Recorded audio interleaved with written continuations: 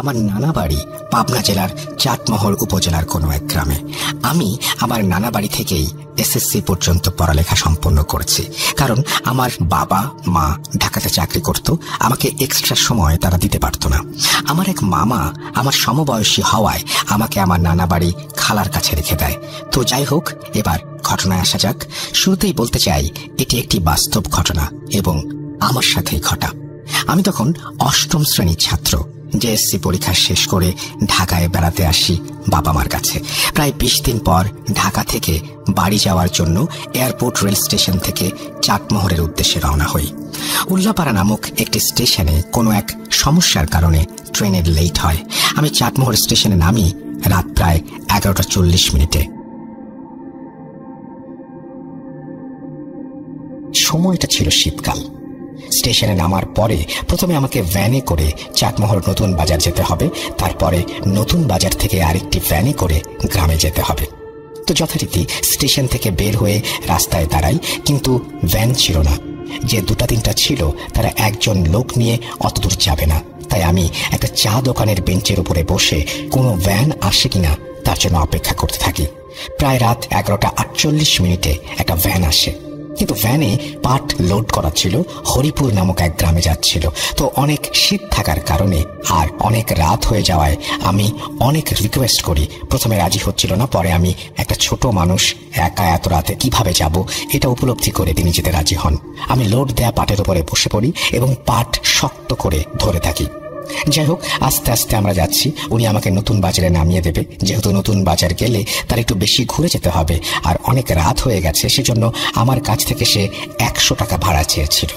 সে যাই হোক, গাড়ি তো পেয়েছি, এটা ভেবেই আমি অনেক খুশি ছিলাম। বলে রাখা ভালো রাসেল ভাই, আমার বাবা আমাকে একটি ল্যাপটপ আর একটি সিম্ফনি ফোন দিয়েছিল। সেগুলো নিয়ে আমি অনেক খুশি ছিলাম, কারণ তখন 2013 সালে অ্যান্ড্রয়েড ফোন অনেক দুর্লভ ছিল গ্রামাঞ্চলে। পথে অনেকবার আমার বাবা মার সাথে কথা হয়েছে। আমার একা একা যাওয়ার অভ্যাস আছে বলে তেমন চিন্তিত ছিলাম না, কিন্তু প্রথম স্মার্টফোন হাতে পাওয়ায় আমি ট্রেনের মধ্যেই ফোনের সব চার্জ শেষ করে ফেলেছিলাম। শেষবার কথা বলেছিলাম ট্রেন থেকে নেমে এবং বলি যে আমার ফোনে চার্জ নেই, তাই ফোন বন্ধ থাকলে যেন তারা চিন্তা না করে। আর যেহেতু এলাকায় চলে এসেছি, তাই আমার তেমন কোনো সমস্যা হবে না তারা জানতো। অবশেষে ভ্যান চালকের সাথে কথা বলতে বলতে নতুন বাজারে চলে আসি এবং ভাড়া মিটিয়ে তাকে বিদায় দেই। কিন্তু বাজারে নেমে দেখি একটা ভ্যানও নেই।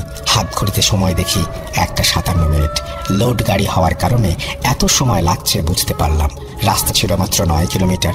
যাই হোক, নতুন বাজার থেকে আমার বাসা 4 কিলোমিটার। এত রাতে ভ্যান না পাওয়ার কারণে বাজারের পাহারাদার আমাকে বলে, তুমি এত রাতে একা একা ভয় পেতে পারো। তাই বলি যে এখানে পুলিশ বক্সের বেঞ্চে বসে আজান দিলে তারপরে যাও, আমি তোমায় কবরস্থান পর্যন্ত এগিয়ে দিয়ে আসবো। নতুন বাজার থেকে যে রাস্তা দিয়ে আমায় বাড়ি যেতে হবে সেই রাস্তার একটু বিবরণ দেই। প্রথমে বাজার থেকে মেইন রোড দিয়ে 200 গজ সামনে এসে হাতের ডান দিকে চলে গেছে আমাদের গ্রামের রাস্তা। গ্রামের রাস্তার শুরুতেই মানে মোড়েই মসজিদ পার হয়ে বিশাল বাঁশবাগান, তারপরেই আমবাগান, যেটা দিনের বেলাতেই অনেক অন্ধকার। আমবাগান পার হয়েই দুপাশে ধানি জমির মধ্য দিয়ে একটু এগিয়ে কবরস্থান পার হলেই 100 মিটার পরে বসত বাড়ি, তারপরেই আমাদের গ্রাম শুরু। আমাদের বাড়ি গ্রামের শেষ দিকে পড়েছে। তো প্রতিদিন স্কুল, প্রাইভেট ইত্যাদির জন্য এই রাস্তা ব্যবহার করায় আমার কোনো ভয় নেই বললেই চলে এই রাস্তা নিয়ে। তাই আমি বাজার পাহারাদারকে আমার পরিচয় এবং আমার নানার পরিচয় দেওয়ায় সে চিনতে পারে। পাহারাদার আমায় বারবার বারণ করার পরেও আমি বললাম, না না, আমি যেতে পারবো, সমস্যা নেই, আমি রেগুলার এই রাস্তা দিয়ে যাই। তো আমি যখন হাঁটা শুরু করেছি তখন সে বাজারেই লোড থাকা পাটকাঠির গাড়ি থেকে এক আটি পাটকাঠি এবং ওনার কাছে থাকা একটা গ্যাস লাইট বের করে আমার হাতে দিল এবং বলল, যখন তুমি বাঁশবাগান পার হবা তখন তেঁতুল গাছ পার হওয়ার সময় অর্ধেক জ্বালাবা, আর কবরস্থানের আগে একবার জ্বালাবা, যে আগুনে তুমি কবরস্থান পার হতে পারবা। তার দেয়া আগুন আর কাঠি নিয়ে আমি হাঁটা শুরু করি। শীতের রাত, একটু জ্যোৎস্নার আলোতে আমি একা পথ চলছি। যাই হোক, আমি মেইন রাস্তা থেকে নেমে আমাদের গ্রামের রাস্তা দিয়ে বাঁশ বাগানের মাঝামাঝি এসে কিছু পাটকাঠি জ্বালাই এবং তেঁতুল গাছ পাওয়ার আগেই সেটি নিভে যায়। আমি দূর থেকেই কোনো একটা মানুষের মতো কাউকে দেখি এবং ভাবলাম, জ্বালিয়ে আর কি হবে, সামনে তো মানুষই আছে। এই ভেবে এগিয়ে গেলাম, কিন্তু অবাক করা বিষয় হলো সেও আমাদের গ্রামের দিকেই যাচ্ছে। এতে আমি একটু সাহস পাই, এবার আমাকে আর একা যেতে হবে না। তাকে বেশ কয়েকবার ডাকলাম, কিন্তু সে থামে না, উল্টো আমায় বলে, ভাগ্নে আসো, সমস্যা নাই। আমি তখন একটু দ্রুত হেঁটে তাকে ধরার চেষ্টা করি, কিন্তু পারি না। সব সময় সমান দূরত্ব বজায় রাখে। তখন বুঝতে পারিনি যে আজ আমার সাথে কি হতে চলেছে। এইরকম ভাবে আমি আমবাগান পার হয়ে আসি। কবরস্থান পার হওয়ার আগে আমি ওনাকে আবার ডাকি, জোরে ডাকি, বলি, মামা দাঁড়ান, আমি যাব। আর আপনি কোন মামা? আপনার নাম কি? সে আমার কোনো কথার উত্তর দেয় না। আর একটা বিষয় খেয়াল করি যে আস্তে আস্তে লোকটি বড় হয়ে যাচ্ছে। তখন আমি কবরস্থান থেকে 100 গজ দূরে আমি বুঝতে পারি এটা মানুষ না। আমার তখন অনেক কান্না পাচ্ছিল এবং প্রচন্ড ভয়ও পাচ্ছিল। তারপর যখন আমার সামনে তাকাই তখন দেখি লোকটি এত বড় আকার ধারণ করেছে যে আমি দাঁড়ানো অবস্থায় তাকে ঘাড় উঁচু করে দেখি। চোখ দুটো সাদা, যেন অন্ধকারে সাদা আলো। দাঁড়িয়ে আছে কবরস্থানের মধ্যে, আমার দিকে তাকিয়ে আছে, কিন্তু সে আমার কাছে আসছে না। তারপর আমি কোনো মতে গ্যাস লাইট জ্বালিয়ে পাটকাঠিতে আগুন দেই এবং আগুনের আলোতে দেখি অবয়বটা নেই। তখন আমি আবার বাজারের দিকে যেতে শুরু করি এবং অনেক ভয়ে কাঁপা কাঁপা শরীর নিয়ে আমবাগান পার হয়ে যখন তেঁতুল গাছের কাছে যাই তখন দেখি সে অবয়বটা আবার দাঁড়িয়ে আছে। আমি থেমে যাই এবং মাটিতে বসে যাই। আর আমি নড়তে পারছি না, যেন শরীর আমার কাজ করছে না। এবার অবয়বটা আমার দিকে আস্তে আস্তে এগিয়ে আসতে থাকে। আমি জোরে চিৎকার করতে চেয়েও পারি না। আস্তে আস্তে আওয়াজ বের হয়। এত পরিমাণ ভয় পেয়েছি, এত পরিমাণ হয়রান হয়েছে, আমি উঠতে পারছি না। হঠাৎ দেখি পেছন থেকে আমার নাম ধরে কেউ ডাকছে, ইমরান, ভয় পাস না, বারবার বলে। আর আমার কাছে আসে আওয়াজটা। কাছে এসে আমার গায়ে হাত দেয়। দেখি আমার বন্ধু ওমর আমায় বলছে, দূর বেটা, ভয় পাস কেন? বন্ধুকে দেখে একটু সাহস পাই। আমি কিছুই বলতে পারছিলাম না। ওমর আমায় বলে, আরে বন্ধু, বাড়ি যাই। আমার গলা প্রচুর শুকিয়ে যাওয়ায় কথা বলতে পারছিলাম না। সারা শরীরে ঝিম ধরে যাওয়ার কারণে আমি বন্ধুর কাঁধে হাত দিয়ে চলতে থাকি। এক সময় আবার কবরস্থান পার হয়ে আসি। বাড়ি থেকে একটু দূরে, মানে 50 মিটার গেলেই বাড়ি। হঠাৎ কানে ভেসে আসে ফজরের আজান। আমি অমনি পড়ে যাই মাটিতে। আমার বন্ধু উঠাও। আমি যার কাঁধে ভর করে আসছিলাম সে কই? কিছু না বুঝেই আমি আবার ভয় পেয়ে দৌড়ে বাড়ি চলে আসি। এসে আমার খালাকে সব বলি। খালা নানাকে বলে। সকালে ভয় পাওয়ার কারণে আমায় কাচি গরম করে পানিতে চুবিয়ে সেই পানি খাওয়ানো হয়। এর পরের দিন আমি আমার বন্ধুকে বিষয়টা বলি। সে বলে, না তো, আমি তো বাসায় ছিলাম, অত রাতে আমি বাইরে যাবো কেন? তারপরে আমাদের মসজিদের ইমাম সাহেবকে বিষয়টা জানালে উনি বলেন, তেঁতুল গাছে অনেক আগে থেকেই একটা খারাপ জিন থাকতো। সেই সময় কিছু লোক এই জিনকে দেখেছিল এবং একজন মারাও গিয়েছিল। তারপর থেকে একা একা কেউ ওদিকে যেত না, বিশেষ করে রাতে। আর আমাকে নাকি যে বন্ধুটি সেজে নিয়ে এসেছিল সে নাকি একটা ভালো জিন। এরপরে আমার সাথে আর কোনো সমস্যা হয়নি। একদিন রাতে সজীবের মামা ব্যবসার টাকা নিয়ে তাদের বাড়িতে আসেন। সেখানে ওই সময় মোটামুটি ভালো অঙ্কের টাকাই ছিল। টাকা সজীবের বাবার হাতে বুঝিয়ে দেওয়ার পরে খানা দানা শেষ করে মোটামুটি রাত হয়ে যাওয়ায় সজীবের বাবা তার মামাকে থাকতে বলেন। উনি না করেন এবং যথারীতি বাড়িতে চলে আসেন। আর ওই দিন রাতেই সজীবদের বাড়িতে চোর আসে এবং যখনই তারা বুঝতে পারে যে বাড়িতে চোর এসেছে তখনই সজীবের বাবা আশেপাশে সবাইকে ডাকাডাকি করে এবং সবাই আস্তে আস্তে চোর টাকা, স্বর্ণ যা কিছু ছিল সব নিয়ে পালিয়ে যায়। আশেপাশে সবাই আসে আর ওই সময় নেহালের বাড়ির সবাইও উপস্থিত ছিল। কিন্তু নেহালের আসতে একটু দেরি হয়। নেহালের এই দেরি হওয়াটা সজীবের মা খেয়াল করেন। এটা পরে উনি তার স্বামীকে বলেন নেহালের দেরি হওয়ার কারণ। আর আমি আগেই বলেছি সজীবের মা নেহালের ফলমূল চুরি করে খাওয়ার ব্যাপারটা পছন্দ করতেন না। সেই সুবাদে সজীবের মা নেহালকে চোর মনে করেন। অন্যদিকে সজীবের মার বাবা মানে সজীবের নানা ছিলেন একজন কবিরাজ। তার সাথে জিনও ছিল, যার মাধ্যমে উনি মানুষের বিভিন্ন সমস্যার সমাধান করতেন। তাই সজীবের মা সজীবের নানাকে নেহালের উপর একরকম রাগ নিয়েই বলেন যে, বাবা, নেহালই চোর। কারণ যেদিন আমার বাড়িতে চুরি হয়েছিল ওই দিন আমাদের আশেপাশে সবাই আমাদের বাড়িতে আসে। তখন নেহালের পরিবারের সবাইও এসেছিল, কিন্তু নেহালের আসতে দেরি হয়। আর ওর মানুষের কাছে এই ফলমূল খাওয়ার স্বভাবও আছে। তাই ওকে এমন কিছু করেন যাতে জীবনে আর চুরি না করে। সজীবের নানা বলেন, মারে, সবই বুঝলাম, চুরি না করে যদি থাকে তাহলে তো ছেলেটা শুধু শুধু দোষী হয়ে শাস্তি পাবে। সজীবের মা বলেন, নেহালি করেছে, আপনি ফাফা দেন, জিন চালনা করেন। আচ্ছা, আমি দেখছি। আসলে কারো যদি কিছু চুরি হয় তাহলে ফাপার মাধ্যমে চোরকে শনাক্ত করা বিজ্ঞজনদের কাছে শুনেছিলাম। কিন্তু এখানে একটা কথা রয়েছে, আপনি সন্দেহ করে কয়েকজনের নাম দিতে পারবেন, তাদের মধ্যে যদি চোর থাকে চোর বেরিয়ে আসবে। কিন্তু সজীবের নানা শুধু নেহালের ওপরে জিন চালনা করেন, যার ফলে 3 দিনের মধ্যে নেহালের ওপরে তার প্রভাব পড়তে শুরু করে। তার শরীরে গোটা হতে থাকে, শরীর শুকিয়ে যেতে থাকে, যা ছিল খুবই ভয়ানক। কি ভাবছেন এখানেই ঘটনা শেষ? এখান থেকেই ঘটনার মোড় পাল্টায়। যতদিনে সজীবের নানা বুঝতে পারেন নেহালের এসবের সাথে কোনো সম্পর্ক নেই, ততদিনে নেহালের অবস্থা করুণ হয়ে যায়। নেহালও বুঝতে পারছিল যে তার সাথে কেন এমন হচ্ছে, তাই তার বাবা তাকে হুজুরের কাছে নিয়ে যান। হুজুর দেখেই বুঝতে পারেন যে তার উপরে জিন চালনা করা হয়েছে। হুজুর তখন তাকে পানি পড়া দেন এবং 3 দিন খেতে বলেন, আর 3 দিন পরে আবারও আসতে বলেন। তারপর নেহাল তার বাবা চলে আসেন। তারপর হুজুর আসন করেন এবং ওনার সাথে থাকা জিনগুলোকে ডাকেন। তারপর জিনগুলোকে জিজ্ঞেস করেন এই ছেলের সাথে কি হয়েছে।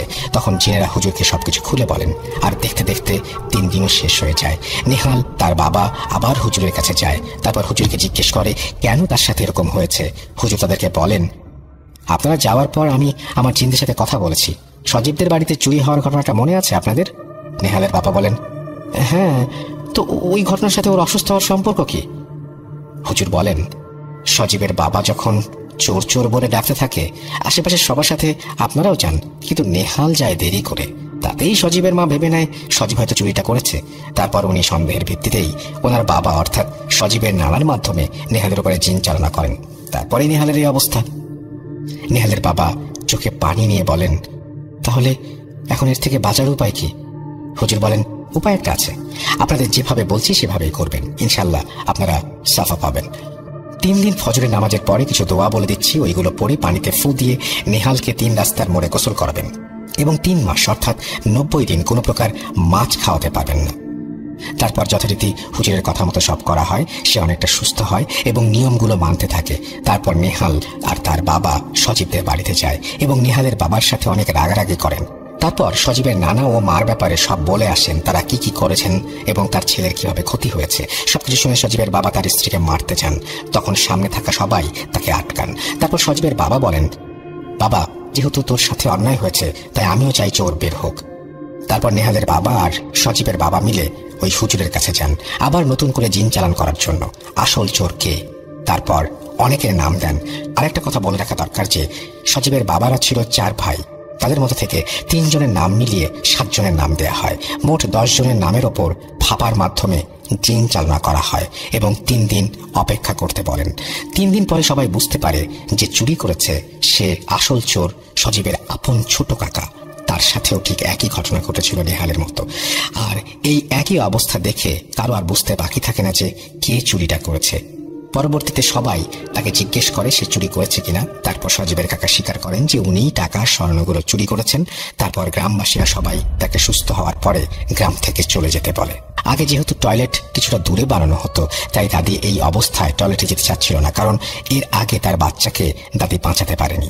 কেন বাঁচাতে পারেনি তা যদি শুনতে চান তাহলে আমি তা শেয়ার করব অন্য কোনো দিন। এখন ঘটনায় আসি। দাদি টয়লেটের পাশে বসে হঠাৎ পেছন দিক থেকে তাকাতে থাকেন এবং দেখেন নারকেল গাছে কেউ বসে আছে। এবং দাদি এই সব দেখা মাত্রই ওই অবয়বটার পা দুটো এতই বড় হয়ে যায় যে মাটি স্পর্শ করে, অর্থাৎ নারকেল গাছ থেকে অবয়বটির পা মাটিতে স্পর্শ করে এবং মুহূর্তেই অবয়বটা আকারে অনেক বড় হয়ে যায়। আর দাদিকে লক্ষ্য করে দাদির কাছে আসতে শুরু করে এবং মুহূর্তেই চারপাশ মনে হয় যেন ঘূর্ণিঝড় হচ্ছে। দাদি সাথে সাথে দৌড়ে বাসার দরজায় এসে দাদাকে ডাক দেয় এবং ঘরে ঢুকে দরজা বন্ধ করে দেয়। ওই দিন দাদির কিছু করতে পারেনি, কিন্তু তারপর দিন দাদি অনুভব করে তার পেটে বাচ্চা নড়াচড়া করছে না এবং হাসপাতালে ভর্তি করে ডাক্তার জানায় যে পেটের বাচ্চা মারা গেছে এবং অপারেশনের প্রস্তুতি নিচ্ছে। তখন দাদি দেখে তার বাচ্চা পেট থেকে বের হয়ে গেছে কোনো রকম ব্যথা ছাড়াই। ডাক্তার ব্যাপারটাতে অনেক অবাক হন। তারপর আমার আব্বু এবং আমার 2 ফুপু জন্ম নেয়। দাদি এবং বাকিরা সবাই ভেবেছিল ওই রাতের ঘটনা এখানে শেষ। কে জানতো এই ঘটনার ফলাফল এতটা ভয়াবহ হবে। জি, ঘটনার শেষ ওইখানে ছিল না। আমি আমার আব্বুর একমাত্র মেয়ে। 2012 সাল আমি কোচিংয়ে পড়তে যেতাম বিকেলে এবং ছুটি হতো 7:30 থেকে 8টার দিকে। দাদি অনেক সময় আমাকে নিয়ে আসতো। কোচিংটা ছিল অনেক দূরে। দাদি একদিন আমাকে নিয়ে বাসায় আসবে বলে আমাদের এলাকায় বসে আমার জন্য অপেক্ষা করছিল। সময়টা ঠিক সন্ধ্যা। তিনি ওই বসা অবস্থায় অনুভব করেন তার শরীরের মধ্যে কেমন একটা অনুভূতি হচ্ছে। না দাঁড়াতে পারছিলেন, এমনকি হাত নাড়াচাড়া করতে পারছিলেন। হাসপাতালে নেয়ার পর জানা যায় দাদি ব্রেন স্ট্রোক করেছেন এবং তার ডান সাইড প্যারালাইজড হয়ে গেছে। দাদি তখন কথাও বলতে পারতো না, মুখটা কিছুটা বাঁকা হয়ে থাকতো। দাদি আগে প্রায়ই হঠাৎ করে পড়ে যেত, কখনো হাত ভাঙে, কখনো পা। এবং দাদি একটা কথা বলতো যে কেউ তাকে ধাক্কা দিয়েছে। অবাক করা ব্যাপার এইটা যে দাদি যখন পড়ে যেত তখন আশেপাশে কাউকে দেখা যেত না, এমন কেউ থাকতো না যে ধাক্কা দেবে। আর একটা কথা বলি, দাদি 5 ওয়াক্ত নামাজ আদায় করত। যখন স্ট্রোক করে তারপর থেকে নামাজ পড়া বন্ধ হয়ে যায়, কারণ তিনি নড়াচড়াই করতে পারতেন না। একদিন আমি স্কুল থেকে আসি এবং সবাই দাদিকে বলে আমার হাতটা ধরতে, এর কারণ দাদিকে হাতের ব্যায়াম করাতে হতো এবং বিভিন্ন জিনিস ধরানোর চেষ্টা করতে বলতো। তাই আমি হাতটা ধরে চেষ্টা করি, দাদি আমার হাত ধরে এবং আমি অনুভব করি দাদি অনেক শক্ত করে ধরেছে। আমি আমার হাত নাড়াতে পর্যন্ত পারছিলাম না। আমি দাদির দিকে তাকাতে তিনি দাঁত শক্ত করে এবং চোখ একদম লাল আর মুখে একটা শয়তানি হাসি ফোটান। আমি জানি না তখন আমার ভেতর থেকে প্রশ্ন আসলো যে যেই মানুষটা কিছুক্ষণ আগে পর্যন্ত হাত দিয়ে আমার হাত ধরতে পারছিল না, অন্যের সাহায্য নিচ্ছিল, সে কিভাবে এত শক্ত করে আমার হাত ধরে আছে। আমি তখন বলি আমার কোচিংয়ে যেতে হবে, হাত ছাড়েন। তখন আমার বড় ফুপু আমার হাতটা ছাড়িয়ে দেয়। আমার ওই দিন থেকে সন্দেহ হয় যে দাদির কিছু একটা হয়েছে আর ওই হাসিটা দাদির না। কিন্তু কি হয়েছে তা বুঝে উঠতে পারছিলাম না। বলে রাখি আমার বয়স তখন 11 বছর। বুঝতেই পারছেন ওই বয়সে যতটুকু বুঝেছি তাই অনেক। তারপর দিন সকালে আমি আমার ফুফাতো ভাই বোনদের উঠোনে বসে আছি। আমার ফুফাতো বোন উঠে বাড়ির মেইন গেট লক করে দিয়ে আমার সাথে এসে বসে। কিছুক্ষণ পর গেট নিজে থেকেই অনেক জোরে খুলে যায় এবং বাতাস ছিল না। আমাদের গেট লক করা ছিল, কিন্তু এমনই একটা অবস্থা ঘটে যে মনে হচ্ছিল যে বাতাস বা ধাক্কায় এটা খোলা সম্ভব না, তারপরে গেটটা খুলে যায়। আমি ঠিক তখনই দাদির অদ্ভুত কথা বলতে থাকি আর আমি অনুভব করি আমাদের বাড়িটা কেমন যেন ভারী হয়ে গেছে। আমাকে দাদি ছোটবেলায় শিখিয়ে দিয়েছিল প্যারানর্মাল কিছু হলে আয়াতুল কুরসি পাঠ করতে। আমি আন্দাজ করতে পারছিলাম যে দাদির ওপরে কিছু ভর করেছে, কিন্তু সঠিকভাবে অনুমান করতে পারছিলাম না।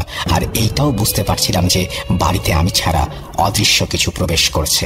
আপনাদের মনে প্রশ্ন উঠতে পারে যে 11 বছর বয়সে এত কিছু আমি কিভাবে বুঝলাম? এই উত্তরে আমি বলবো আমি জানি না কিভাবে বুঝলাম। আমি এইসব ব্যাপারে বুঝতে পারি, হয়তো আল্লাহ আমাকে এইসব ব্যাপার বুঝতে পারার ক্ষমতা দিয়েছেন। আমি এখন এইটাও বুঝতে পারি বাড়ির ঠিক কোন জায়গায় অদৃশ্য কিছু আছে।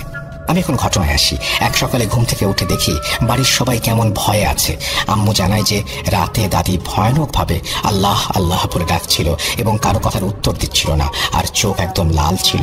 ওই রাতে আমার দাদা, আমার আম্মু বাসায় ছিল। তাই সবাই ঠিক করলো আজ রাতে আমার ফুপু থাকবেন বাসায়। আমাদের 2টা রুম ছিল এবং 2 রুমের মাঝে দরজা ছিল। আমার দাদা এবং আমার ফুফাতো ভাই এবং দাদি এক রুমে ঘুমায়। আমি, আম্মু, ফুপু আর 6 মাসের মেয়ে আমাদের রুমে ঘুমাই। রাত 3টা হঠাৎ দাদি ভয়ানকভাবে আল্লাহ আল্লাহ করতে থাকে। ফুফাতো ভাই দাদির পাশে শোয়া, ভাবছিল দাদি জিকির করছে। আমার ফুপু রুমে গিয়ে দেখে দাদির চোখ একদম লাল হয়ে গেছে আর মুখে সেই শয়তানি হাসি। ফুপু তার ছেলেকে সাথে নিয়ে আমাদের রুমে পাঠিয়ে দেয়। আমাদের ততক্ষণে ঘুম ভেঙে যায়। দাদির কণ্ঠ এতটাই ভয়াবহ ছিল যে কারো পক্ষে ঘুমিয়ে থাকা সম্ভব না। আমাকে আম্মু কোনোভাবেই দাদির রুমে যেতে দিচ্ছিল না। অবাক করা ব্যাপার হচ্ছে দাদির প্রতিটা চিৎকারে 6 মাসের বাচ্চাটাও জোরে জোরে কান্না করছিল। আমি সুযোগ বুঝে একটু দাদির রুমে উকি দিয়ে যা দেখলাম তা দেখে আমি নিজের চোখকে বিশ্বাস করতে পারছিলাম না। আমি দেখি দাদি বুকের ওপর ভর দিয়ে শুয়ে আছে আর তার পা গুলো নাড়াচাড়া করছে। আপনি চিন্তা করেন একজন প্যারালাইসিসের পেশেন্ট সে কিভাবে ওভাবে শুয়ে থাকতে পারে এবং নিজের পা নাড়াচাড়া করতে পারে। দাদি নিজ থেকে পাশ ফিরে শুতে পর্যন্ত পারত না আর 2 হাত দিয়ে আমার ছোট ফুপুর বুকে খামচি দিচ্ছিল। আবারও বলছি ভাইয়া, 2 হাত দিয়ে। আমি দেখে কিছুক্ষণ আমার মাঝে ছিলাম না। আজানের কিছুক্ষণ আগে দাদি ঘুমিয়ে পড়ে। পরদিন সকালে দাদি কিছুই মনে করতে পারছিলেন না। আমার বড় ফুপু এক হুজুরের কাছে যায়। হুজুর জানায় দাদির ওপর বদ জিন আসর করেছে, যা ঠিক 40 থেকে 50 বছর আগে ঘটেছিল। এবং ওই রাতের ঘটনা জানায় এবং বলে ওই রাতে দাদির ক্ষতি করত যদি দাদি চলে না আসতো। আর দাদির নিচে ক্ষতির সম্মুখীন না হলেও দাদির পেটে থাকা সন্তান ক্ষতির মধ্যে পড়েছিল। বদ জিনের জন্য বাচ্চা মারা যায়। দাদিকে এতদিন কিছু করতে পারেনি, কারণ দাদি সবসময় নামাজ আদায় করতেন এবং তাহাজ্জুদের নামাজ আদায় করতেন। অসুস্থ অবস্থায় নামাজ আদায় করতে না পারার কারণে এবং বিছানায় টয়লেট করার কারণে দাদি সবসময় নাপাক অবস্থায় থাকতেন এবং বদ জিনের জন্য সহজ হয়ে গিয়েছিল দাদির শরীরটিকে আয়ত্তে নিয়ে আসা। হুজুর ওই দিন কিছু তাবিজ দেয়, যেহেতু দাদিকে নিয়ে যাওয়া সহজ ছিল না আর হুজুর অনেক বয়স্ক থাকায় উনিও আমাদের বাসায় আসতে পারছিলেন না, তাই কাজটি অনেক কঠিন হয়ে পড়ে। হুজুর বাড়ি বন্ধ করে দেন এবং দাদির শরীরও বন্ধ করে দেন, কিন্তু কিছুতেই দাদি সুস্থ হচ্ছিলেন না। প্রতি রাতে 3টা থেকে 5টা পর্যন্ত দাদি ভয়ানক কণ্ঠে আল্লাহ আল্লাহ করতেন, কিন্তু সকাল হলে প্রতিবেশীরা বলতো রাতে আমাদের বাসা থেকে কান্নার আওয়াজ কেন আসে, বাচ্চার কান্নার আওয়াজ। আর শুনতে পায় আমাদের বাড়ির টিনের চালে বড় বড় ঢিল ছুঁড়ে কেউ। ভাইয়া, আমরা রুম থেকে কোনো ঢিলের আওয়াজ শুনতে পেতাম না। আমার দাদির ভয়ানক কণ্ঠে আল্লাহ আল্লাহ বলা এতটাই জোরে ছিল যে পুরো এলাকা সেই আওয়াজ শুনতে পেত। এইভাবে আমাদের দিন কাটতে থাকে। রাতে কেউ ঘুমাতে পারতাম না, সারা রাত ওই ভয়ঙ্কর কণ্ঠ। হুজুর কোনোভাবেই জিনকে হাজির করতে পারছিলেন না। এমনকি দাদির শরীরে আসলেও আল্লাহ ছাড়া আর কিছু বলতো না, এমনকি দাদির শরীরে আসলেও আল্লাহ ছাড়া আর কিছু বলতো না। তাই বুঝতে পারছিলাম না জিনটি আসলে কি চায়। একদিন হুজুরের কাছে হাজির হয় এবং হুজুর কোনো কথারই উত্তর দিচ্ছিলেন না, শুধু এটুকুই বলেন, আমি ওর কলিজা খাবো। এতদিন পর ওর শরীরে প্রবেশ করতে পেরেছে, তাই সে যেতে চায় না। একটা কথা বলি ভাইয়া, যেদিন আম্মু প্রথম দাদির অদ্ভুত আচরণের কথা বলেছিল, আমি তখন পুরোপুরি বুঝতে পারি যে দাদির ওপর অদৃশ্য কোনো জাতির আক্রমণ আছে। আমি জানি না ওই বয়সে ঠিক কিভাবে দাদিকে আমি বাঁচাবো। আমি নিজেকে প্রশ্ন করতে থাকি, আমি কি করব দাদির জন্য? আমার ধারণা কাকে বলবো, কে বিশ্বাস করবে? তাই আমি একটা জগে পানি নিয়ে তাতে আয়াতুল কুরসি পাঠ করে দম দেই, আর ওই পানি ছিটিয়ে দেই আমাদের বাসার বিভিন্ন জায়গায়। আমার টয়লেট ছিল দাদির রুমের জানলা থেকে কয়েক হাত দূরে, আর জানলার পাশে ছিল একটা পুরনো আম গাছ। আম গাছের আশেপাশে ছিটিয়ে দেয় সেই পানি। আমি বুঝতে পারিনি দাদিকে বাঁচানোর এই চেষ্টা করতে গিয়ে এর ফলাফল এতটা ভয়াবহ হবে যে আমার জীবনটা ওলটপালট হয়ে যাবে। ওই দিন কোচিং থেকে চলে যাই এবং ওই দিন থেকে অনুভব করি সারাদিন আমার আশেপাশে কেউ আছে। শুধু রাতে দাদি যখন ভয়ানক আচরণ করত তখনই অনুভব করতাম না অদৃশ্য কিছুটাকে। কখনো কখনো চিৎকার করে বলতাম, কি চান আপনি আমার কাছে? আপনার তো আমি কোনো ক্ষতি করিনি, কেন আমার এরকম পিছু নিয়েছেন? ভাইয়া, 11 বছরে আমার কতটুকু সাহস থাকার দরকার ছিল আমি জানি না। হুজুর একদিন পানি পড়া দেয় এবং বলে যখন পরিস্থিতি স্বাভাবিক দেখবে তখন পুরো বাসায় ছিটিয়ে দেবে। এর মধ্যে হুজুর জানায় বাড়ির বড় মেয়েকে নিয়ে আসবে আমার কাছে। আমি ছিলাম বড়। হুজুর আমাকে দেখে বলল, বাহ, খুব সাহসী তুমি, ভয় তোমাকে কাবু করতে পারেনি। তোমাকে নিয়ে আমার চিন্তা ছিল, তোমার ছোট প্রচেষ্টাতেও তুমি পথ জিনকে আঘাত করতে পেরেছ। তখন বুঝতে পারি ওই দিন পানি ছেটানোটা জিনের শরীরের মধ্যে পড়েছিল। আমাকে সূরা পড়ে দেন হুজুর, আর ফুপুকে বলে দেন আমাকে কোনোভাবে যেন দাদির চোখে না পড়তে দেয় যখন দাদির শরীরে জিন প্রবেশ করবে। এক রাতে আমি দাদির রুমে টিভি দেখছিলাম এবং দাদিকে আম্মু আর ছোট ফুপু রাতের খাবার খাওয়াচ্ছিল। আমার ফুপু খেয়াল করেন দাদির চোখ একদম লাল এবং শয়তানি হাসি দিয়ে আমার দিকে তাকিয়ে আছে, আর তার চোখের পলক পড়ছে না। তখনই আমার ফুপু আমাকে চিৎকার করে বলে, শাকিলা, ওই রুমে যা। আমি দাদির দিকে তাকিয়ে একদম স্তব্ধ হয়ে যাই। আমি কেমন একটা ঘোরের মধ্যে চলে যাই। আমার আম্মু দৌড়ে এসে আমাকে ধরে নিয়ে অন্য রুমে নিয়ে যায় এবং আমার বড় ফুপুর ছেলে, আমার বড় ভাই, এসে পানি পড়া ছিটিয়ে দেয়। দাদি যখন ধমক দিয়ে বলে, আমার ফুফাতো ভাইকে আমাকে দেখতে দিলি না কেন? তারপর দাদি ঘুমিয়ে পড়ে। ওই রাতে অদ্ভুত ঘটনা ঘটে। ভাইয়া তার চাচার সাথে ঘুমাতো। তার চাচা লক্ষ্য করে ভাইয়া রাত 2-3টার সময় উঠে দরজা খুলতে চেষ্টা করছে।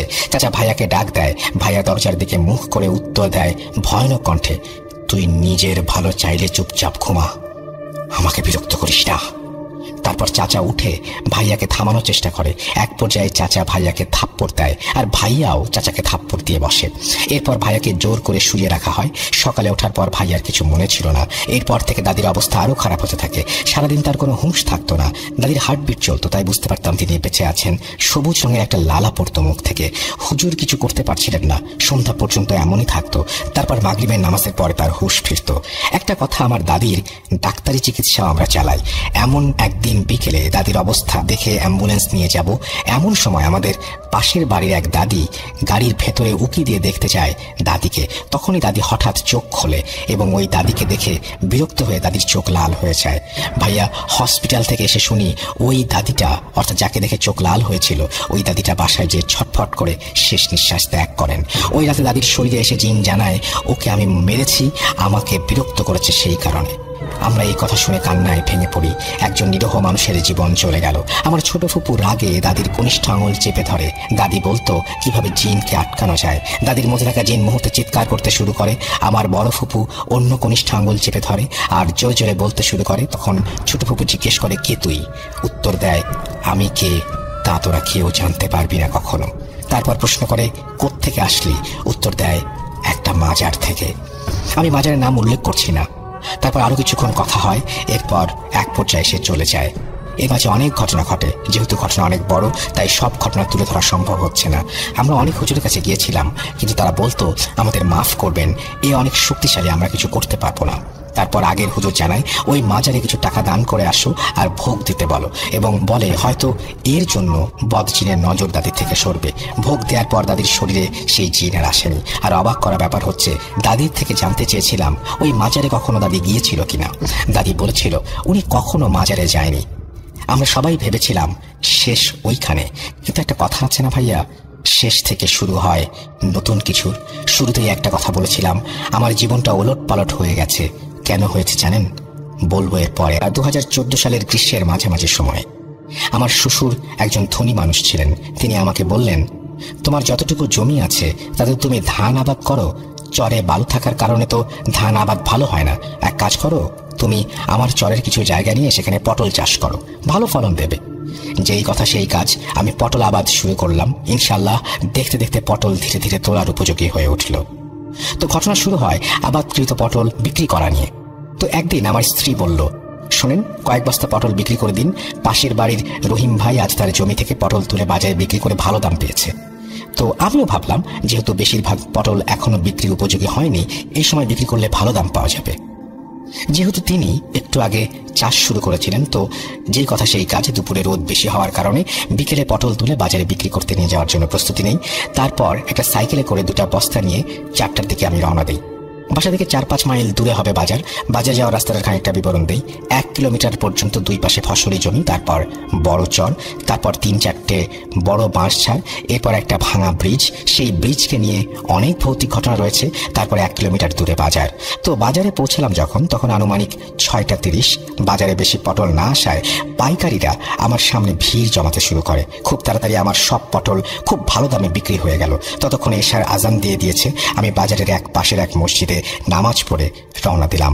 রাত আনুমানিক 8টা। গ্রীষ্মের সময়, চারিদিকে শুনশান, একটা গাছের পাতা পর্যন্ত নড়ছে না। কি ভয়াবহ নির্জনতা। আমি সাইকেল চালিয়ে যাচ্ছি আর ভাবছি আজ ভালোই ইনকাম হলো। এই কথা ভাবতে ভাবতে আমি যেই ভাঙা বৃষ্টির কাছাকাছি চলে আসি, তখনও আমার মনে বিন্দুমাত্র ভয়ের ছিটেফোঁটা নেই। আমি স্বাভাবিকভাবে ব্রিজের ওপর সাইকেল চালিয়ে উঠলাম। ব্রিজে ওঠার সঙ্গে সঙ্গে আমার সাইকেলের চেন পড়ে গেল।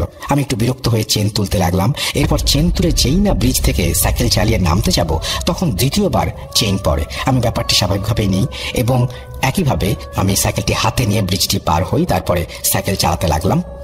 সামনে একটা চর, চারপাশে শুনশান, কিছুটা জ্যোৎস্নার ম্লান আলো। যেহেতু বালু, সেহেতু আমি সাইকেল থেকে নেমে হেঁটে যেতে শুরু করলাম। চরের মাঝামাঝি আসতেই সাইকেল যেন পটল নিয়ে যাওয়ার সময় যেমন ভারী ছিল তেমন ভারী হয়ে গেল। আমি ভাবলাম হয়তো বালুর কারণে সেটা হচ্ছে।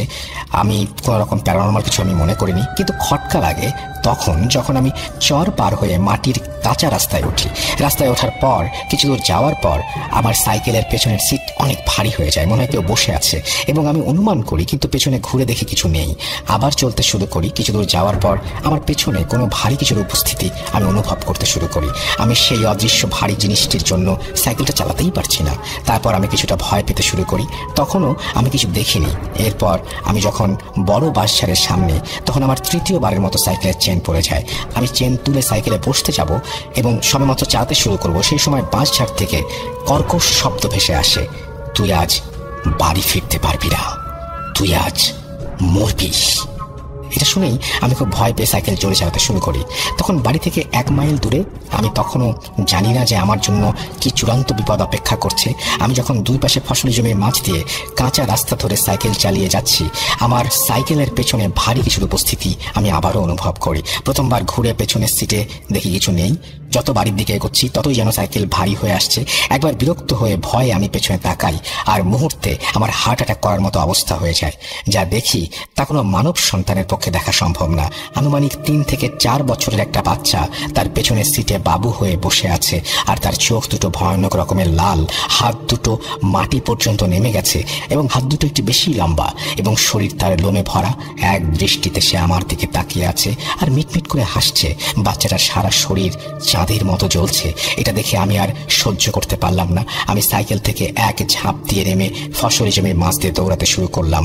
সেই অবয়বটাও হামাগুড়ি দিয়ে আমার পেছন পেছন, ঠিক কুকুর যেভাবে দৌড়ায় সেভাবে আসছিল। মনে নেই কি হচ্ছিল, কতক্ষণ ধরে আমরা এরকম ছোটাছুটি করছিলাম।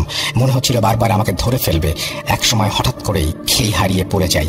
তারপর আমার আর কিছু মনে নেই। এরপর আমি আমার নিজেকে আমার বাড়িতে আবিষ্কার করি। তখন আমার মাথায় প্রচন্ড ব্যথা, গায়ে জ্বর। এরপর 1 সপ্তাহ পর আমি সুস্থ হই। কবিরাজের কাছে ঝাড়ফুঁক নিতে যাই।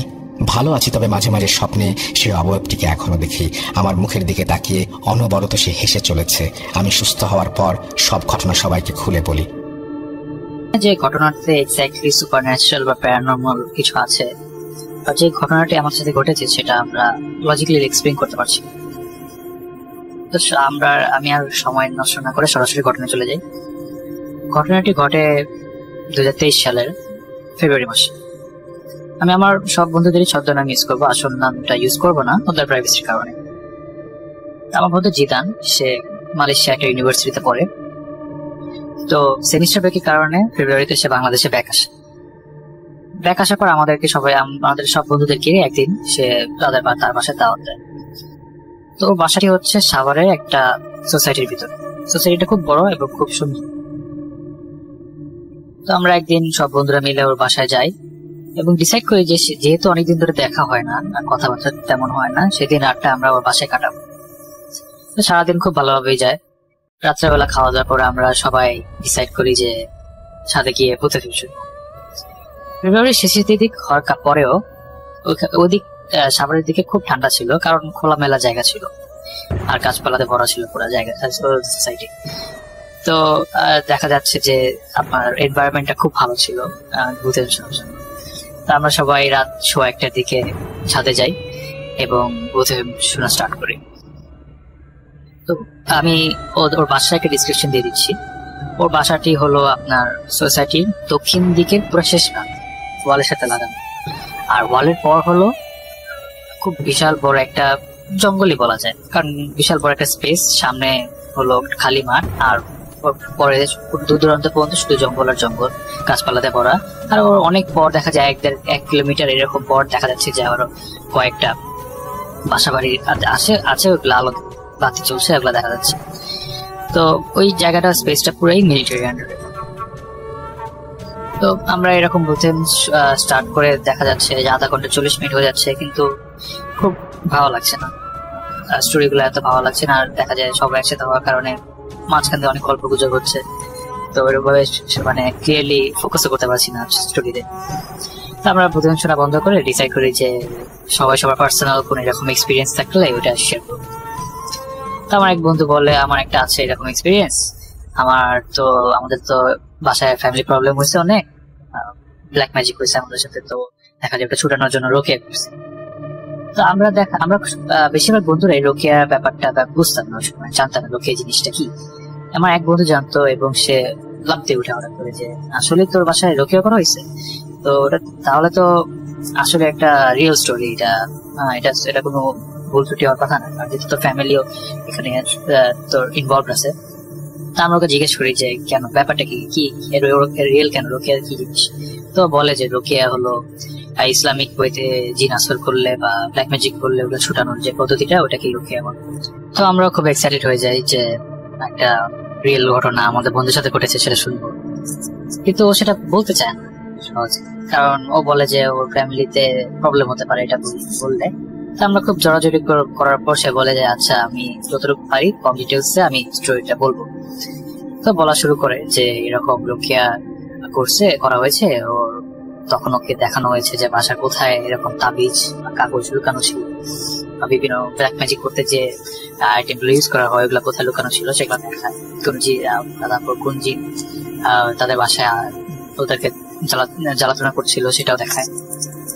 তো এগুলা বলার মাঝখানে হঠাৎ করে আপনার যে জঙ্গল ছিল ওই সোসাইটির বাইরে যে মিলিটারি আন্ডারে যে জঙ্গলগুলো ছিল খুব দূর, সেখান থেকে খুব দূর থেকে আপনার শেলের ডাক শুনে, এবং একটা শেল না দেখা যায় 15-20টা শেল একসাথে ডাকছে, এরকম একটা আওয়াজ শুনতে পাই খুব দূর থেকে। তো আপনার কয়েক সেকেন্ডের ভিতরেই আমরা বুঝতে পারছি যে শেলের ডাকটা আরো জোরে, মানে ডাকটা আরো জোরে হচ্ছে, সাউন্ডটা বাড়তেছে আর এবং আরো কাছে আসতেছে আমরা দেখি। তো আমরা একটু ভয় পাই। ও কিন্তু স্টোরি বলতে আছে, কিন্তু একটা সময় এমন হয় আর কয়েক সেকেন্ড পর, ঘটনাটা খুব কম সময় হয়, আর কয়েক সেকেন্ড পর দেখা যাচ্ছে যে আপনার ছেলের ডাকটা একদম অনেক এবার অনেক জোরে হয়ে গিয়েছে, আর মনে হচ্ছে যে একদম বাসার নিচ থেকে, মানে জাস্ট ওয়ালের বাইরেই বাসার নিচ থেকে আওয়াজটা আসতেছে। তো ওই দিন মেঘলা ছিল আকাশ রাত্রেবেলা, কিন্তু ক্লিয়ারলি সব দেখা যাচ্ছিল। আর এবং আপনার আমাদের বাসার যে মানে ওয়ালের বাইরে ফার্স্টের দিকে সামনে কিন্তু শুধু মাঠ ছিল খালি, ও পরের দিক থেকে একটু পরে গিয়ে জঙ্গলগুলা, গাছপালাগুলা। তো শেয়াল যদি এত সামনে এসে পড়ে তাহলে কিন্তু আমি ক্লিয়ারলি দেখতে পারবো, আমরা ক্লিয়ারলি দেখতে পারবো যে শেয়াল সব না দেখতে পারলে একটা দুটো তো দেখতে পারবো যে দৌড়াদৌড়ি করছে, কিন্তু আমরা মাঠে কিছু দেখতে পারি, মাঠটা পুরো খালি ছিল। কিন্তু ঠিকই নিচ থেকে শেয়াল ডাকগুলো শোনা যাচ্ছে, খুব অনেক জোরে শেয়ালের ডাক। কারণ 15-20টা শেয়াল যদি আপনার বাসার নিচ থেকে চিলাচিলি করে, চিল্লাচিল্লি করে, অবশ্যই সেটা খুব জোরে হবে। আমার খুব ভয় পেয়ে যাই। তো আমার বন্ধু তো স্টোরি কন্টিনিউ করতে পারে না, মানে এমন মনে হচ্ছে যে ওকে কন্টিনিউ করতে দিচ্ছে না ছেলেটা খোলা। তো আমার খুব ভয় পাই, এবং আমি আমার বন্ধু জিদান একসাথে আয়াতুল কুরসি পড়া শুরু করি। তখনও চিলাচিলি চলছে শেয়াল, কিন্তু যেই আয়াতুল কুরসি আমরা পড়া শেষ হয়, সাথে সাথে শেয়ালের ডাকগুলো বন্ধ হয়ে যায়, পুরো পিন অফ সাইলেন্স হয়ে যায়। আমার মনে হয় যে কিছুই হয়নি, এতক্ষণ ছেলেটা কোন শেয়ালে নিয়ে আসা করছে, কিছু হয়নি, এমন সাইলেন্ট হয়ে যায় পুরো এনভায়রনমেন্টটা। তো আমরা খুব ভয় পাই অবশ্যই, কারণ ও এমনি বলছিল যে বললে সমস্যা হতে পারে, তারপর বলার মাঝখানে এরকম কিছু একটা হয়ে গেছে। তো আমরা তখন আর সাথে থাকি না, এসে পড়ি। তা আমি ভাই আমি সেটাই এক্সপ্লেন করতে পারছি না যে এমন একটা জিনিস কেন হলো। যদি শেয়ালের বুঝতে পেরেছি যে আপনার খোলা মাঠ থাকার কারণে ভয়েস ইকো করে, ভয়েসটা আরো কোনো ভয়েস বা চিৎকার চেঁচামেচি হলে আরো জোরে আসে, দূর থেকে মনে হয় যে আরো কাছে জিনিসটা, কিন্তু আওয়াজটা অনেক দূরে থেকে আসতেছে, বাট মনে হচ্ছে যে অনেক কাছে। কিন্তু এমন একটা আওয়াজ যদি আপনার মনে হয় যে বাসার নিচে এসে পড়েছে, তাহলে তো অবশ্যই শিয়ালগুলো নাইলেও তো দেখা যাবে যে আপনার মাঠে আছে, বা গাছপালা থেকে বের হয়ে মাঠে এসেছে, এটা তো দেখা যাবে। বাট আমরা শিয়ালগুলো, একটা শিয়ালও দেখি নেই সেদিন রাতে আশেপাশে, এবং প্রত্যেকটা শিয়ালের ডাকি আপনার আয়াতুল কুরসি পড়ার সাথে সাথে বন্ধ হয়ে গেছে। সেটা তো হওয়ার কথা না। আমি শিয়ালের ডাক আয়াতুল কুরসি পড়ার সাথে বন্ধ কেন হবে? ওরা তো ওদের মতো ডাকতেই হয়, হইতে পারে কোনো কারণে না চিল্লাচিল্লি করছে যারা, তাদের কিন্তু আয়াতুল কুরসি পড়ার সাথে সেটা বন্ধ হয়ে গেছে, আর কোনো একটা ফোটা ডাক আমরা আওয়াজ পাইনি ওর পরে। তো আমি ঘটনাটা এক্সপ্লেন করতে পারিনি, আর আমার বন্ধুদের সাথেও কয়েকবার ডিসকাস করেছি এই ঘটনাটা নিয়ে, কিন্তু আমরা কেউ কোনো লজিক্যাল একটা এক্সপ্লেনেশন যে বের করতে পারবো সেটা পারিনি। এরপর আমাদের সাথে আর কোনো ঘটনা ঘটেনি ওই দিন সেদিন রাতের পর, আর আলহামদুলিল্লাহ এখন সবাই ভালো আছে। কুঞ্জের দোহারে, এবং ঘটনাটি দোহারেরই। ও ছোট থাকতে বাংলাদেশে একবার ঘুরতে গিয়েছিল। ওর দোহারে হচ্ছে ফুপুর বাড়ি। সো ও আমাকে যেভাবে বলছে আমি সেভাবে আপনাকে বলার চেষ্টা করছি। ওরা নাকি সন্ধ্যাকালীন একটা সময় সবাই মিলে, ফ্রেন্ডরা মিলে বাড়ির বাইরে খেলছিল। বাড়িটার আশেপাশে অনেক অনেক গাছপালা ছিল, এবং সামনে একটা ডোবা ছিল, এবং একটা অনেক বড় হিজল গাছ ছিল। এবং বাড়ির যে বড়রা আছে, ফুপু এবং ওর মা হচ্ছে বাসায় সামনে বসে সবজি কাটছিল, কিছু একটা করছিল, এবং ওরা খেলছিল। ও হঠাৎ করে দেখতে পায় যে আকাশের মধ্যে একটা আগুনের গোলার মতো, পাতিলের মধ্যে একটা আগুনের গোলা উড়ে উড়ে যাচ্ছে। ও এবং ওর ফ্রেন্ড ওটা ফলো করার পরে ওটা ওই ডোবাটার কাছে যায়, যে দেখে যে হিজল গাছটা ভাগ হয়ে যাচ্ছে। এটা দেখে ওরা খুব ভয় পায় এবং ওর মাকে ডাক দেয়, ফুপুদের ডাক দেয়। ওনারা তড়িঘড়ি করে আসার পরে দেখে যে ওই গাছটা দুই ভাগে ভাগ হয়ে যাচ্ছে, এবং ওই পাতিলাটা ওটার মধ্যে ঢুকে যাচ্ছে, এবং ঢুকে ওটা আস্তে আস্তে হয়ে গেল, পুরো মিশে গেল গাছটা, মানে যে কিছুই হয়নি, এরকম একটা কিছু হলো। এই জিনিসটা সবাই দেখলো, সবাই দেখে তো খুব ভয় পেয়ে গেল। বাট এরপরে আর কিছুই হয়নি, এই জিনিসটা হয়েছে। এবং ও এটা আরো একবার দেখেছে, এটা ছিল খুব আগের ঘটনা, এবং রিসেন্টলি ও দেখেছেন করোনার পরে। এটা আমাদের বিয়ের পরে, আমরা তখন দেশে ছিলাম, লকডাউনের মধ্যে ও এবং ওর ফ্রেন্ডরা মিলে আড্ডা দিচ্ছিল একটা খোলা মাঠের মতো জায়গায়। তো ওইখানে ওরা সন্ধ্যাকালীন সময় আড্ডা দিচ্ছিল সবাই মিলে, ওর ফ্রেন্ডরা ছিল, ও ছিল। হঠাৎ করে দেখতে পায় যে আকাশের মধ্যে এই সেম ছোট করে যে আগুনের পাতিলাটা দেখেছিল, ওই সেম আগুনের পাতিলাটা উড়ে উড়ে আসছে। ওরা ওটা দূর থেকে লক্ষ্য করে, কারণ এরকম জিনিস তো অনেক উজ্জ্বল জিনিসটা দেখা যাচ্ছে, ওটা দেখে বুঝতে পারে, ওর আগের কথাটা মনে পড়ে যায়। সো ওটা দেখলো যে চোখের সামনে দিয়ে এটা ভেসে ভেসে গেল, এবং ও এটা শুধু একা দেখে নাই, ওর ফ্রেন্ডরাও আশেপাশে ছিল, ওরাও দেখছে। আমি জানি না ঘটনাটা কতটা ভয়ানক, বাট খুবই অবাক করার মতো বিষয় যে একটা এত মোটা গাছ ভাগ হয়ে ওটার মধ্যে আগুনের পাতলা ঢুকে গেল। এটা খুবই অবাক করার বিষয়। আমার কাছে এরকম আরো অনেক ছোট ছোট ঘটনা আছে, ইনশাআল্লাহ আমি পরবর্তীতে পাঠাবো। Thank you. ঘটনাটি আজ হতে ঠিক 2 মাস আগের। আমার এক বন্ধু প্যারাসাইকোলজি নিয়ে গবেষণা করতে পছন্দ করে। সে বিভিন্ন ধরনের থিসিস পেপার, বিভিন্ন ধরনের প্যারাসাইকোলজিক্যাল বই পড়েছে, বিভিন্ন ঘটনা দেখেছে, শুনেছে। সে ভূত এফএমের একজন রেগুলার লিসেনারও বটে। কিন্তু সমস্যাটা হচ্ছে সে প্র্যাকটিক্যালি বিষয়গুলোকে অনুভব করতে চায়। কেননা যা সে শুনেছে বা যা সে পড়েছে সে ততক্ষণ না বিশ্বাস করতে পারবে যতক্ষণ না তার সাথে সেটা ঘটবে। কিন্তু সে বাস্তবের সম্মুখীন হতে পারেনি। 3 বছর যাবৎ সে এই বিষয় নিয়ে ঘাটাঘাটি করছে। তার অতি আগ্রহ দেখে হয়তো 2 মাস আগে তার সাথে এই ঘটনা ঘটে গেছে। আসলে আমরা যদি নেগেটিভ এনার্জির প্রতি আকৃষ্ট হই তবে তারা অবশ্যই আমাদেরকে খুঁজে নেবে। মূলত এই শিক্ষাটি আমি আমার এই বন্ধুর ইচ্ছে হতে পেয়েছি, এই ঘটনা হতে শিখেছি। তো আজ হতে ঠিক 2 মাস আগে আমার বন্ধু তার কলিগদের সাথে একটি জনবহুল পর্যটক কেন্দ্রে অবস্থান করে ঘুরবার জন্য। সেই পর্যটক কেন্দ্রের আশেপাশের একটি হোটেলে তারা অবস্থান করে। হোটেলের কোনো ভৌতিক ইতিহাস নেই, আমি আগেই বলে রাখছি। আমার বন্ধু একা ঘুমোতে পছন্দ করে, তাই সে ব্যক্তিগত একটি রুম নিয়ে নিল। ঘটনাটি ভ্রমণের 2য় দিন রাতের বেলা ঘটেছিল। ঘটনাটিতে বিশেষ কোনো বিষয় ছিল না, কিন্তু ভৌতিক ছিল। যেসব ঘটনা আমরা সচরাচর শুনে এসেছি সেসব বিষয়ই ঘটেছিল। কিন্তু একবার ভাবুন তো, যে সেই ঘটনাগুলো বাস্তবে আপনার সাথে ঘটছে, আপনি এটা শুনেছেন কিন্তু আপনার সাথে ঘটছে, তখন সেই সাধারণ ঘটনাও আপনার কাছে কেমন লাগবে? আমার বন্ধু যেভাবে বলেছিল আমি ঠিক একইভাবে এই ঘটনাটাকে বর্ণনা করছি। রাত তখন 2টা বাজে। আমার ঘুম হঠাৎ ভেঙে গেল। মনে হলো কেউ আমার হাতের উপর হাত রেখেছে। আমি যখন হাতটা উঠলাম তখন দেখলাম আমার হাতে একটা আঁচড়ের দাগ। কিন্তু আমার খুব ভালোভাবে মনে আছে যে আমার হাতে কোনো আঁচড়ের দাগ ছিল না। দাগটা খুব অদ্ভুত, মানে জায়গা থেকে রক্ত বের হচ্ছিল না, কিন্তু আমার হাতের মাংস অব্দি জায়গা কেটে গেছে। আমি উঠে বসলাম।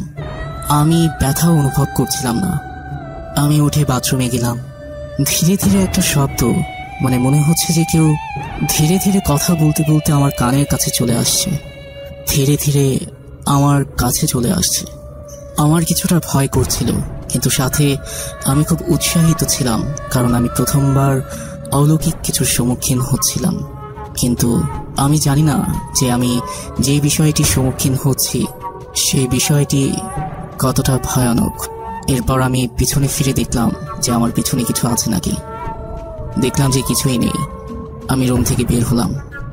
বেরিয়ে দেখলাম রুমের মধ্যেও কোনো কিছু নেই, কিন্তু আমার বালিশ বিছানার উপরে ছিল না। আমার বালিশ ছিল আমার বিছানা থেকে প্রায় 10 মিটার দূরে পড়া। আমি একটু অবাক হলাম, হয়তো আমার রুমের মধ্যে কিছু একটা আছে, এমনটি আমি অনুভব করলাম। আমার কানের কাছে ফিসফিস শব্দ হওয়াটা বন্ধ হয়নি, সেটা আরো বাড়ছিল এবং প্রতি মুহূর্তে বাড়ছিল। আমি 1 গ্লাস পানি খেয়ে চুপচাপ ঘুমিয়ে পড়বার ভান করলাম, যেন আমি ঘুমিয়ে পড়লে যে অলৌকিক বিষয়টি সেখানে অবস্থান করছিল আমি যেন সেই বিষয়টিকে দেখতে পারি সরাসরি। কিন্তু বিষয়টি উল্টো হয়ে দাঁড়ালো। শব্দটা এতটাই তীব্র হচ্ছিল যে আমি নিজেকে ধরে রাখতে পারলাম না। আমি হঠাৎ বেহুশ হয়ে গেলাম।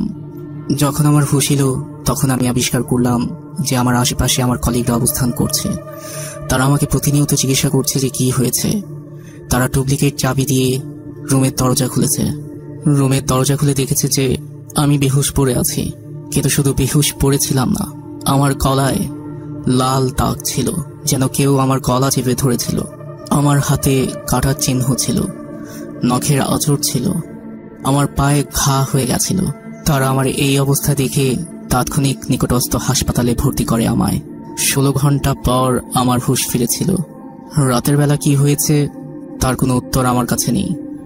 করছিল না, মানে এক জায়গায় একদম বসেছিল, লড়ছিল না। তো 4-5 মিনিট বসে থাকার পর ও হঠাৎ করে চলে যাচ্ছিল। তো চলে গেল, তো আমরা এরকম কিছু ভাবিনি। তো এর প্রায় 1-2 দিন পর শুনতে পারি ওই ভাইটা নাকি খুবই অসুস্থ হয়ে গেল, মানে কোনো কিছু খেলে বমি করে দিত, কোনো কিছুই খাচ্ছিল না, মানে এক ধরনের মানে রোগা হয়ে গেছিল, অনেক শুকিয়ে গেছিল। তো আমরা যাই ওই ভাইকে দেখতে, গিয়ে দেখি ওর পিঠে মানে পুরো শরীরে কালো কালো কি দাগ হয়ে পুরো শরীর একদম কালো দাগে ভরে গেছিল। তো অনেক ডাক্তার দেখাইছিল, কিন্তু ডাক্তাররাও বুঝতে পারছিল না যে কি হয়েছে। আবার অনেক মানুষ বলছে যে মৌমাছি কামড়েছে, কিন্তু ডাক্তাররা কিছুই বলতে পারছিল না। তো কোনো কিছু না দেখে মানে কোনো ডাক্তারাই কিছু করতে পারছিল না। তো ওনারা সিদ্ধান্ত নিল যে একটি কবিরাজ ডেকে দেখা যাক। তো আমাদের গ্রামে এক কবিরাজ ছিল, তো উনি আসার পর দেখে, তো দেখার পরে যেটা বলে রাসেল ভাই, আমরা যেই দিন বললাম আমাদের মাথায় বসেছিল 4-5 মিনিট, তো ওইখান থেকে যাওয়ার একটা রাস্তা পড়ে ওদের বাড়িতে। তো রাস্তাটার বিবরণ দেই কিছুটা।